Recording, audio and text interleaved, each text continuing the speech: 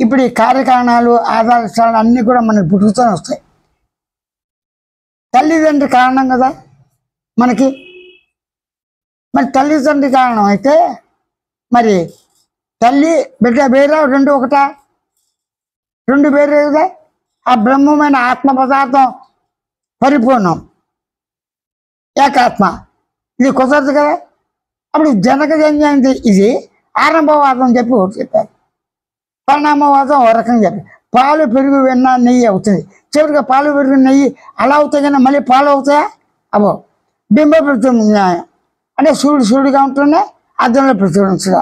ఇవిలాగ రకరకాల వాదాలు తీసుకొచ్చేది ఎందుకు? నేనున్నా నా అహంకారంతో, నేను దేవన అహంకారంతో తాదాప్యంతో ఉండి మనందరం పుట్టుకుతూ ఉన్నాం. సంస్కారం చేస్తే కొంతమంది ఉండొచ్చు, ఉండకపోవచ్చు, జ్ఞాన దృష్టితో. అందరికీ ఉండదుగా. ఈ దృష్టితో అడిగిన వారికి సులభంగా తన దేహం తన ప్రతిబంధకం అవుతూ చేస్తా, నేను అనే భావన స్వార్థం అవుతూ చేస్తా, నిష్కామంతో కర్మలు చేయమని, నిష్కామంతో శివార్పితం, కృష్ణార్పితం, గురువార్పితం, ఆత్మార్పితం దృష్టితో శరణాగత పొందమని, ఆ విధంగా చిత్తాన్ని ఈ యొక్క వాయువుని మనసుని బంధించి యోగం ద్వారా ఏదో విధంగా సమాధి స్థితిలో ఆనందాన్ని పొందవచ్చు. కానీ వాసనాత్రయం అవ్వదుగా, మళ్ళీ మామూలే కదా. అంటే వాసనాత్రయం కావాలి, వాసనాత్రయం కావాలంటే బోధ కావాలి, బోధ కావాలంటే ఉపరతి, ఈ రకాలు చెప్పారు. ఇవన్నీ చెప్పిన కొద్దీ అవన్నీ కూడా అందరూ కూడా సాధ్యం కాదు, ఏ ఒక్కరు కూడా అయినట్టుగా కూడా చెప్పలేము. కానీ ఏంటి, మరణాంతరం జీవన్ముక్తి విజయముక్తి చెప్పారు. అంటే మరణాంతరం అంటే ఏంటి, దేవపర్యంతం వరకు కూడా వాడు ఆత్మానుభవం కలిగినప్పటికీ జీవన్ముక్తి సుఖం ఉండదు, విజయముక్తి ఉండదు.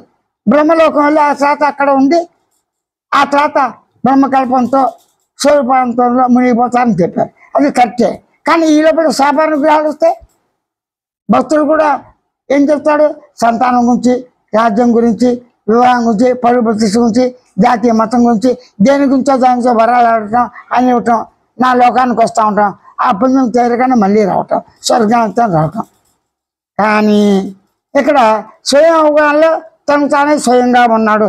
ఈ సర్వం నరకమైన స్వర్గమైన ఉన్నా లేకపోయినా అంతా కూడా ఆత్మస్వరూపమే. అజ్ఞానం సర్వం సతుచిత ఆంతస్వరూప దృష్టితోనే, స్వయం దృష్టితో తాను సహజంగా ఉండటమే, అట్లా ఉండటమే స్వయం జ్ఞానం. అటు తెలుసుకోవటమే స్వయం సాక్షాత్కారం, బ్రహ్మ సాక్షాత్కారం, ఆత్మ సాక్షాత్కారం. ఏదైనా ఉంది, నేను ఉన్నాను ఉనికి అవగాహనతో, నేనున్నాను చిత్త అవగాహనతో, నేనున్నాను ఆనంద అవగాహనతో, నేనున్నాను మౌన అవగాహనతో, నేనున్నాను పరిపూర్ణ అవగాహనతో అని స్వయంగా గుర్తించి గమనించే తెలుసుకునే లక్ష్యంతో గుర్తించవచ్చు. అంటే స్వయంగా గుర్తించి గమనించే లక్ష్యం ఎరుక సహజంగా ఉంది, సాక్షి చైతన్యం సహజంగా ఉంది.